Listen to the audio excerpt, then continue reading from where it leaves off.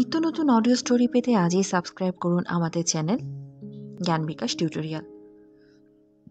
আজকে পড়ছি শারমিন আহমেদের নেতা ও পিতা, নবম পর্ব, আম্মা ও ভাই বোনদের সাক্ষাৎকার।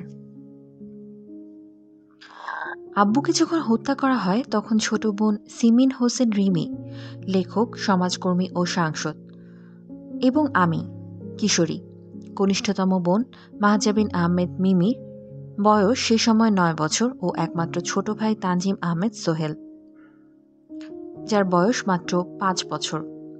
আব্বু সম্বন্ধে রিমি তার বহুল প্রশংসিত বই আমার ছেলেবেলা, ১৯৭১-এর বাবা তাজউদ্দিন আহমদ, এই সকল বইতে বহু মূল্যবান তথ্যের যোগান দিয়েছে এবং স্মৃতিচারণা করেছে। সে লিখে চলেছে অবিরাম। আব্বু সম্বন্ধে আমার প্রথম স্মৃতিচারণামূলক প্রবন্ধ তাজউদ্দিন নেতা না পিতার মধ্য দিয়ে আমি আবিষ্কার করার চেষ্টা করেছি একজন অসাধারণ মানুষকে। সেই প্রচেষ্টা বিবর্তিত হয়েছে আরও নানা লেখার মধ্যে দিয়ে। এবারে আব্বুকে ঘিরে আম্মা, রিমি, মিমি ও সোহেলের শৈশবের স্মৃতিভিত্তিক সাক্ষাৎকারের মধ্য দিয়ে এক মহৎপ্রাণ অনন্য মানুষের চরিত্রের অপ্রকাশিত দিকগুলো ও তাকে হারানোর অন্তহীন বেদনার স্মৃতিমালা উন্মিলিত হল। মিমির সাক্ষাৎকার। রিপি: মিমি, তোমার ছেলেবেলায় আব্বুকে তুমি যেভাবে দেখেছ এবং তাকে কেন্দ্র করে যে ঘটনাগুলো তোমার মনে দাগ কেটেছে সেই সম্বন্ধে তোমার কাছ থেকে শুনতে চাই। মিমি: আমি একটি মজার ঘটনা দিয়ে আব্বুর স্মৃতিচারণা করব। ১৯৭৪-এর শেষের দিকের ঘটনা সেটি। আব্বু তখন মন্ত্রিসভা থেকে রিজাইন দিয়ে আমাদের নিয়ে ধানমন্ডির বাসার দোতলায় উঠেছেন। আম্মা সবেমাত্র পুরো বাসার দেয়ালে সুন্দর করে সাদা রং করিয়েছেন। আমি তখন ক্লাস 5-এ উঠি। নতুন ক্লাসের জন্য আমি সদ্য লসাগু বা লঘিষ্ঠ সাধারণ গুণিতক শিখেছি। মনের আনন্দে আমি সেই লসাগু নতুন রং করা সাদা দেওয়াল জুড়ে লিখে রাখলাম। আম্মা আমার ওই দেওয়ালে অঙ্কন করা দেখে মোটেও প্রীত হলেন না। তিনি আমার কান মলে বললেন, দাঁড়াও, তোমার আব্বুকে দেখাচ্ছি। আম্মার নালিশ শুনে আব্বু এলেন সরজমিনে দেখতে। রাগ করার বদলে তিনি মুগ্ধ নয়নে সাদা দেওয়াল ভরা আমার লসাগু দেখে আম্মাকে বললেন, দেখো লিলি, কি পাকা হাতের লেখা। আরেকবার আমি ও সোহেল বাথরুমে ঝর্ণার নিচে হাফ প্যান্ট পরে মহানন্দে গোসল করছিলাম। একবার আমি সোহেলকে ধাক্কা দিয়ে ঝর্ণার নিচে দাঁড়াচ্ছিলাম, আর একবার সোহেল। বেশ মজা করে আমরা দুই ভাই বোন গোসল করছিলাম। অনেকক্ষণ হয়ে যাওয়াতে আম্মা তাড়া দিলেন, এই তোমরা শিগগির গোসল শেষ করো।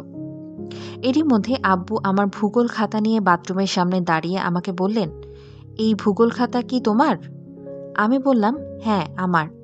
আব্বু খুব খুশি হয়ে খাতা খুলে আম্মাকে আমার লেখা ও আঁকা আহ্নিক গতি, বার্ষিক গতি, সৌরজগতের ছবি দেখিয়ে বললেন, দেখো কি সুন্দর ওর হাতের লেখা। আমার মনে আছে যে আমাদের একটি সাদা কালো জাপানি NEC টিভি ছিল। সেই টিভিতে অ্যানা অ্যান্ড দ্য কিং সিরিয়ালটি প্রত্যেক রোববার সকালে আমরা দেখতাম। তারপর আব্বু আমাকে ও সোহেলকে ধানমন্ডির দোতলার সিঁড়ির কাছের বাথটাবটিতে নামিয়ে দিতেন। ওইটি একমাত্র বাথটাবওয়ালা বাথরুম ছিল। আমরা মহাফূর্তিতে বাথটাবে ঝাপাঝাপি করতাম। আব্বু বাথরুমের পাশে ঘরের ইজি চেয়ারে বসে পড়তেন। রিপি: আব্বু বাচ্চাদের সঙ্গে খেলাধুলা খুব পছন্দ করতেন। ১৯৬৬-তে জেলে যাওয়ার আগে নিস্তালার বাথটাবওয়ালা বাথরুমে তিনি রিমি ও আমার সঙ্গে গোসল করতেন। বাথটাব ভর্তি পানির মধ্যে রিমি ও আমি ঝাপাঝাপি করতাম। গেঞ্জি লুঙ্গি পরিহিত আব্বু বাথটাবে শরীর ডুবিয়ে ঘুমের ভান করতেন। তারপর হঠাৎ হাউ শব্দ করে আমাদের চমকে দিতেন। শুধু রাজনৈতিক জীবনই নয়, আব্বুর চরিত্রের এই কোমল উষ্ণ দিকগুলো থেকেও মানুষকে জানবার ও শিক্ষা নেওয়ার অনেক কিছু রয়েছে। বাংলাদেশে ও ট্র্যাডিশনাল অনেক সমাজেই বাবারা সাধারণত ছেলে মেয়েদের সঙ্গে খুব একটা ইনভলভ থাকেন না। রাজনীতিতে জড়িত থাকার কারণে আব্বুকে আমরা খুব একটা কাছে পাইনি। তা সত্ত্বেও যতটুকু পেয়েছি তা যেন পরম পাওয়া। মিমি: হ্যাঁ তাই। আব্বু যখনই সময় পেয়েছে আমাদের সঙ্গে সময় কাটানোর চেষ্টা করেছে। রিজাইন দেওয়ার পর তার হাতে অনেক বেশি সময় ছিল। সেই সময় তিনি ব্যয় করতেন খুব সুন্দরভাবে। মনে পড়ে তিনি বিকাল ৩টার দিকে ঘরে বিশ্রাম নিতেন। বিকেল ৪টায় দিবানিদ্রা থেকে উঠে সোহেল ও আমাকে ওনার ২ হাতের ২ কোড়ে আঙুলের মাথায় ধরে বৈকালিক ভ্রমণে বের হতেন। আমাদের দৌড়াদৌড়ি, খেলাধুলা তিনি মনোযোগের সঙ্গে দেখতেন আর উপভোগ করতেন। রিপি: এবারে তোমার কাছে শুনতে চাই ৪ ও ৫ নভেম্বরের দিনটির কথা।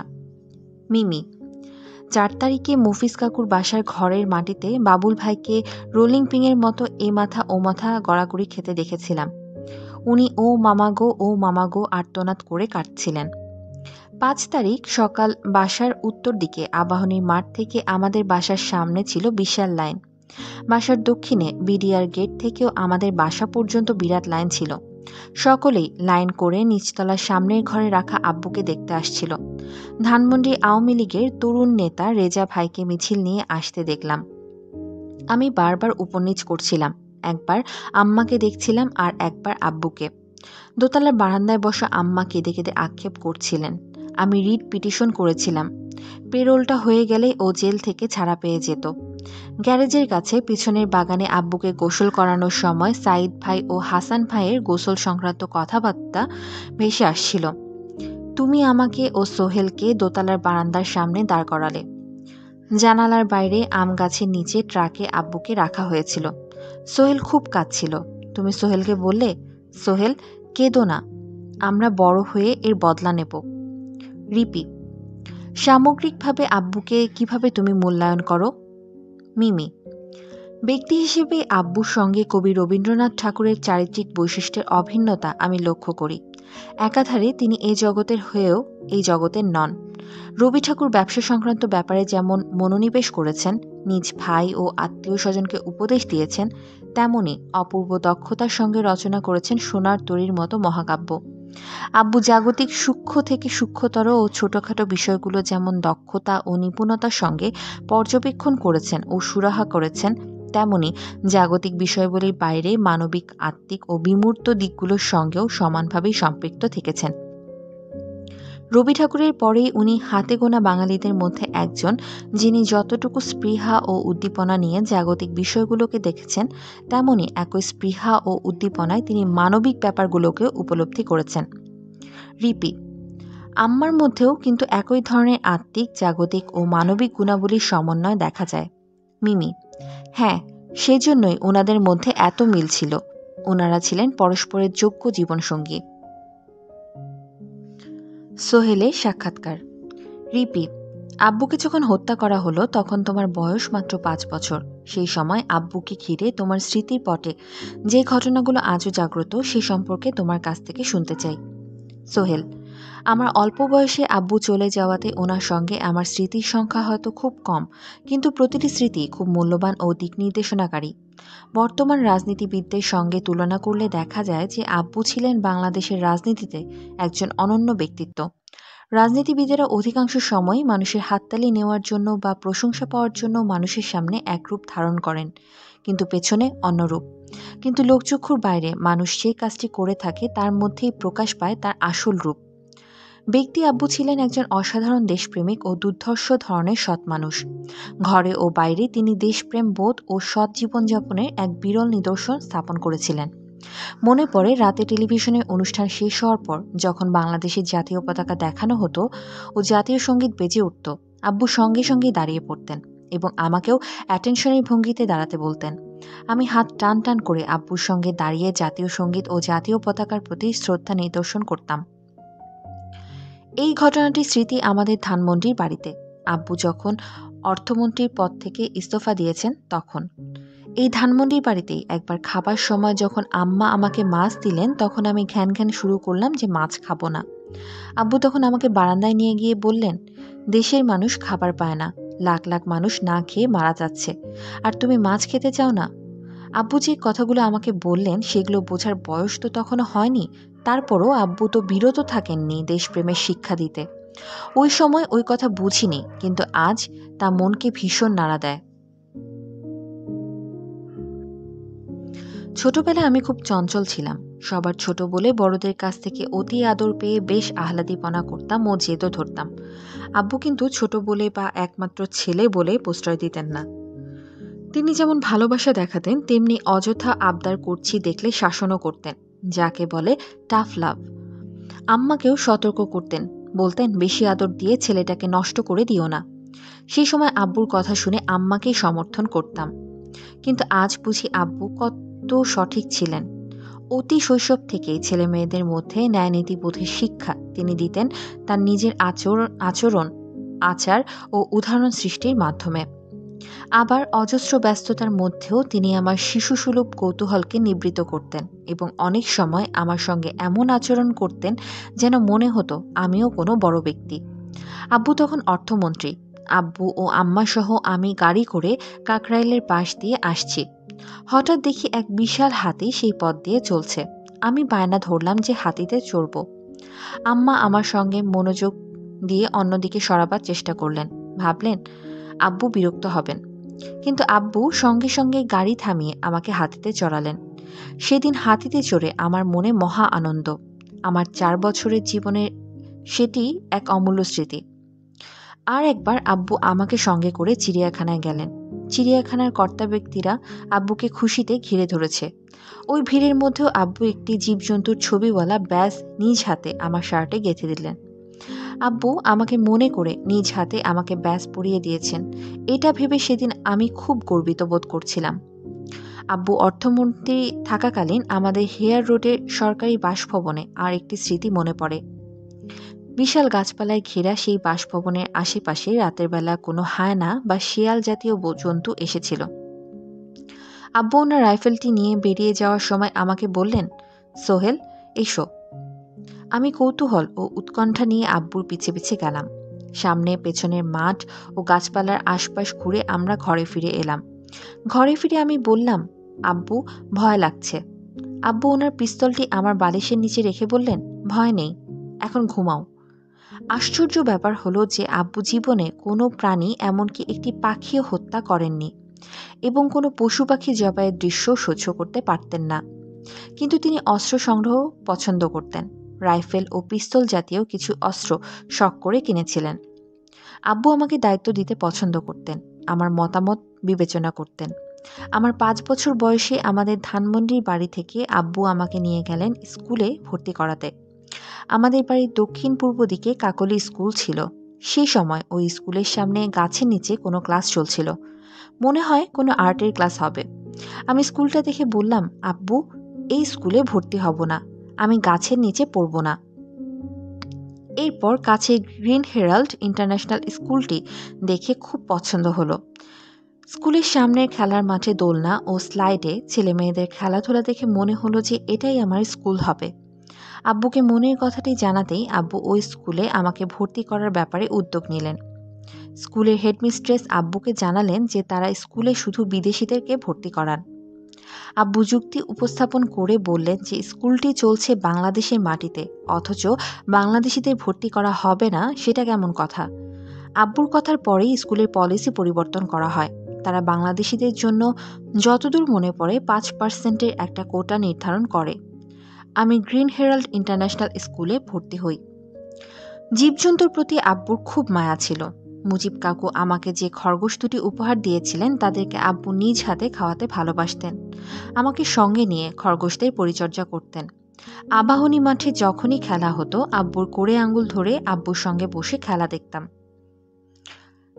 জেলে আব্বুকে হত্যা করার পর যখন আব্বুর লাশ আমাদের ধানমন্ডির বাসায় নিয়ে আসা হলো, তখনকার খণ্ড খণ্ড স্মৃতিগুলো কেমন আলো ছায়ার মতো এখনো মনে ভাসে। আলো ছায়ার উপমাটি দিলাম এই কারণে যে তখনও মৃত্যু সম্বন্ধে সঠিক কোনো স্পষ্ট ধারণা আমার হয়নি। আমি অগণিত মানুষের কোলাহল ও হাহাকার শুনতে পাচ্ছিলাম, কিন্তু ঠিক বুঝতে পারছিলাম না ঘটনার গভীরতা। আমি শুনতে পারছিলাম যে আব্বুকে হত্যা করা হয়েছে, বুঝতে পারছিলাম যে আব্বু আর নেই, কিন্তু আবার মনে হচ্ছিল আব্বু আসলেই বেঁচে আছে। মনের মধ্যেই চিন্তা সংঘর্ষ চলছিল। আমাদের বাসার পেছনে গ্যারেজের সামনের উঠোন মতো জায়গায় আব্বুকে যখন গোসল করানো হচ্ছিল, আমি তখন সেখানে ঘোরাফেরা করছিলাম। বোঝার চেষ্টা করছিলাম কি হচ্ছে। আব্বুর মাথার কাছে অনেকক্ষণ বসে আব্বুকে দেখছিলাম। তারপর আবার ভিড়ের মধ্যে দোতলায় আম্মার কাছে যাচ্ছিলাম। দেখি আম্মা কাঁদছেন। কিছু বিদেশি সাংবাদিক ও দূতাবাস থেকে আগত বিদেশিদের দেখতে পেলাম, তারা আম্মাকে সমবেদনা জানিয়ে চলে যাচ্ছে। আমি একটু ওপর নিচ ঘুরে বেড়াচ্ছিলাম। আমার ভেতরে অনুভূতিগুলো কেমন জট পাকিয়ে বিবশ হয়ে যাচ্ছিল। এক সময় আমি অঝরে কান্না শুরু করলাম। মনে হয় তুমি আমাকে কোলে তুলে নিয়ে সান্ত্বনা দিয়ে কিছু একটা বলেছিলে। রিপিট। আমি বলেছিলাম, সোহেল সোহেল কেঁদো না, আমরা বড় হয়ে এর বদলা নেব। এই স্মৃতিটি আমি প্রায় ভুলেই গিয়েছিলাম। মিমির সাক্ষাৎকার থেকে তা জানতে পারলাম। সোহেল: এইরকম মর্মান্তিক পরিস্থিতিতে একটি শিশুর মনে কি আলোড়ন চলছে সে সম্পর্কে ভাষায় বর্ণনা করা বেশ কঠিন।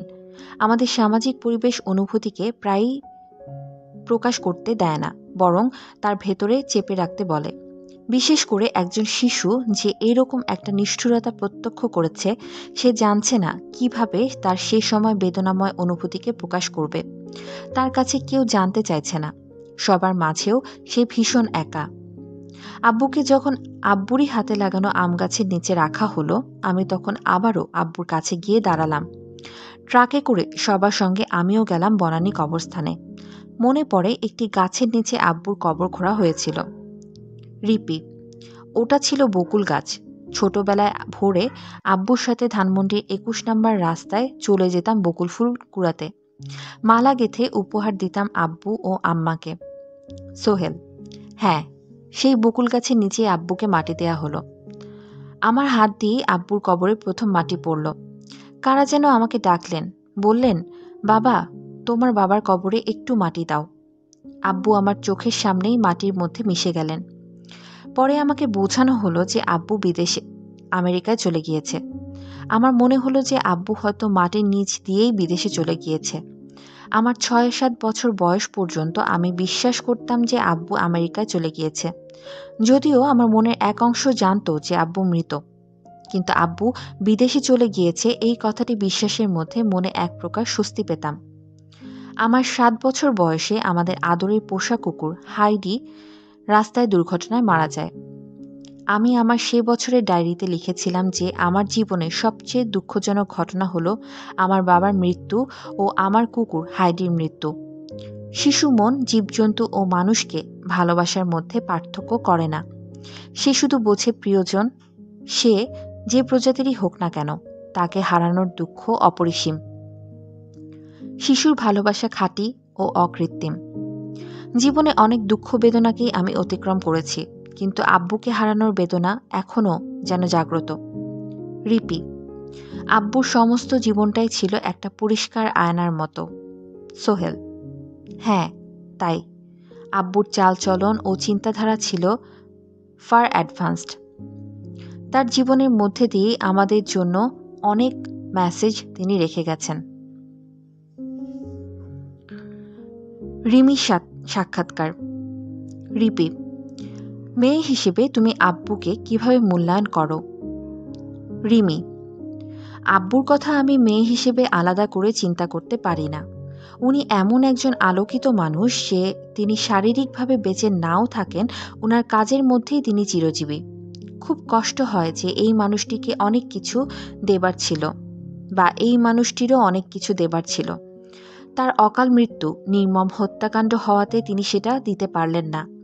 তারপরও যেটা মনে করে ভালো লাগে যে তার কাজ যদি তুলে ধরা হয়, তাহলে তার রোল মডেল ও আদর্শের অনুকরণে একটা রাষ্ট্রকে পরিপূর্ণভাবে গঠন করা যায়। রিপি: তুমি তো আব্বুর ছেলেবেলায় সঙ্গী সাথীদের অনেকেরই সাক্ষাৎকার গ্রহণ করেছ। তাদের স্মৃতিচারণার মধ্যে দিয়ে আব্বু সম্বন্ধে যে তথ্যগুলো বের হয়ে এসেছে তা তোমার কাছ থেকে শুনতে চাই। রিমি: আব্বুর ডায়েরিতে কালুর বাপের অনেক উল্লেখ পাই। তাকে যখন ৯০ সালে ইন্টারভিউ করি, উনি বললেন যে বালক তাজউদ্দিন যখন পাড়ার ছেলেদের সঙ্গে খেলতো, সে কখনো ঝগড়া বিবাদে শরিক হতো না, বরং সে সব সময় ঝগড়া মিটিয়ে দিত। সাধারণত অল্প বয়সীরা ঝগড়া মারামারিতে সহজেই জড়িয়ে পড়ে, সে কারণ সে কখনোই ওসবে জড়াতো না। ছেলেবেলার ওই চারিত্রিক বৈশিষ্ট্য তার রাজনৈতিক ও সামাজিক কর্মকাণ্ডে পরিলক্ষিত হয়। ১৯৫৪ সালে যুক্তফ্রন্টের নির্বাচনে নির্বাচিত হওয়ার পর তিনি তার এলাকার থানায় চলে গিয়েছিলেন যে দরদরিয়া গ্রামের কোনো লোকের মামলা যেন থানা গ্রহণ না করে। উনি বলতেন যে যত ব্যস্তই আমি থাকি না কেন, তোমাদের বিভেদ হলে আমি সালিশ করে দেব। তিনি মামলা মোকদ্দমার বিরোধী ছিলেন। মামলা মোকদ্দমা করে অযথা অপচয়, মন কষাকষি ইত্যাদির বাইরে সুসম্পর্ককে তিনি দাম দিতেন। কালুর বাপ আরও বলেছিলেন যে অন্যের যে কোনো কাজ, তা যত ছোটই হোক না কেন, আব্বু তা এত আন্তরিকতার সঙ্গে করতেন যেন তার নিজের কাজ। সাধারণত মানুষ অন্যের কাজ কখনোই এত যত্ন নিয়ে করে না। রিপি: মানুষকে যিনি সত্যিকারের ভালোবাসেন তিনি তার কাজটিও নিজের মনে করেই করেন, আপন পর বিভেদ করেন না। ভালোবাসার সঙ্গে নিখুঁতভাবে কাজ সম্পন্ন করার অভ্যাসটিও তার চরিত্রের এক অঙ্গ ছিল। কাজ কাজই, সে ব্যাপারে তিনি আপন পর ভেদাভেদ করতেন না। রিমি: পরস্পরের সঙ্গে আব্বুর সুসম্পর্ক গড়ে তোলার একটা সুন্দর নিদর্শন শফিউদ্দিন দফাদারের ছেলে আজিজের মৃত্যুর ঘটনার মধ্যে দিয়ে পাওয়া যায়। প্রতিবেশী ফজর আলীর গুলিতে বালক আজিজ মারা যায়। বন্য শূকর শিকারের সময় এই বালক খেলতে খেলতে বন্দুকের সামনে চলে আসে এবং গুলিবিদ্ধ হয়। আব্বু তাকে হাসপাতালে নিয়ে যান এবং তার প্রাণ রক্ষার জন্য রক্তদান করেন, কিন্তু তারপরও তার মৃত্যু ঘটে। তখন আজিজের পরিবার ফজর আলীর বিরুদ্ধে মামলা করে। সেই মামলাও আব্বু সালিশের মাধ্যমে মিটিয়ে দেন। আব্বু বলেন যে এই দুঃখজনক ঘটনা অনিচ্ছাকৃত। আব্বু ওই শোকতপ্ত পরিবারকে ও অনিচ্ছাকৃত মৃত্যুর জন্য অনুতপ্ত দুই পরিবারের মধ্যে মিল করিয়ে দেন। আজও ওই দুই পরিবারের মধ্যে মিল বিদ্যমান। রিপি: নবী করিম সাল্লাল্লাহু আলাইহি সাল্লাম বলেছিলেন যে পরস্পরের মধ্যে সুসম্পর্ক স্থাপন ও মিলমিশ করে দেওয়া অতিরিক্ত নামাজ ও দানের চেয়েও উত্তম। আদি আমেরিকানদের জীবনধারা পর্যালোচনা করলে দেখা যায় যে তাদের সমাজে সেই ব্যক্তিকেই সবচেয়ে মর্যাদাশীল ও শক্তিশালী হিসেবে গণ্য করা হতো যিনি পরস্পরের মধ্যে শান্তি রক্ষা ও ন্যায়বিচার প্রতিষ্ঠায় সর্বদা নিয়োজিত থাকতেন। আব্বুর গুণাবলীর মধ্যে বলা যেতে পারে যে তিনি ছিলেন তার সময়ের চেয়ে অনেক বেশি এগিয়ে। বর্তমানে শান্তি শিক্ষা, সংঘর্ষ সমাধান, মধ্যস্থতা, সালিশ ইত্যাদির ক্রমবর্ধমান ব্যবহার বিশ্বের বিভিন্ন শিক্ষা ও আইন প্রতিষ্ঠানগুলোর মধ্যে পরিলক্ষিত হয়। আব্বু সেই কাজগুলো ছেলেবেলা থেকে করে আসছিলেন। রিমি: হ্যাঁ, তাই। এখন খাদ্য নিরাপত্তার কথা বলা হয়। আব্বু সেই কতকাল আগে ছাত্রাবস্থায় পল্লী মঙ্গল সমিতি করে তাতে ধর্মগোলা প্রতিষ্ঠিত করেছিলেন। বাৎসরিক ফসল ওঠার পর যারা ধনী তারা সেই ধর্মগোলাতে আধা মণ করে ধান জমা দিত, যাতে অকালের সময় দুস্থ, অভাবী ও গরিব কৃষকরা সেই মজুতকৃত ফসল থেকে উপকৃত হতে পারেন। আব্বুর এই ধরনের সমাজ সচেতনতা ও দায়িত্ববোধ আমাকে মুগ্ধ করে। তিনি নীরবে এই কাজগুলো নিষ্ঠার সঙ্গে পালন করতেন। রিপি: ভবিষ্যতের দিক নির্দেশক হিসেবে তার আদর্শকে কিভাবে সামনে নিয়ে আসা যায় বলে তুমি মনে করো? রিমি: আলাপ আলোচনা ও গবেষণার মাধ্যমে জানাতে হবে যে এতে তিনি লাভবান হবেন না, মানুষ ও সমাজও উপকৃত হবে। রিপি: আব্বুকে ঘিরে ছোটবেলার বিশেষ স্মৃতি যা তোমার মনে পড়ছে তা তোমার কাছ থেকে শুনতে চাই। রিমি: আব্বুর গাছ নিড়ানোর স্মৃতি খুব মনে পড়ে। কি অসীম যত্নের সঙ্গে তিনি চারা গাছের মাটি নিড়াতেন। শক্ত মাটিকে 2 হাত দিয়ে গুঁড়ো গুঁড়ো করে ভাঙতেন। তারপর কত যত্নের সঙ্গে চারা গাছের শিকড় মাটির ভিতরে বসাতেন। মাটি দিয়ে শিকড় ঢেকে দিয়ে তাতে পানি ঢালতেন। তখন আমি দেখে ভাবতাম গাছটা সত্যিই জীবিত, সে একদিন বড় হবে। আব্বুর খুব প্রশংসা করার, উৎসাহ ও অনুপ্রেরণা দেওয়ার ক্ষমতা ছিল। আমি তো ছোটবেলা থেকেই রান্নাবান্না পছন্দ করতাম। আব্বু তার বন্ধু ও সহকর্মীদের বলতেন, দেখো আমার মেয়ে রেঁধেছে। আব্বু ছোটদেরকেও দায়িত্ব দিতেন। উনি বিশ্বাস করতেন যে আমরা দায়িত্ব পালন করতে পারব।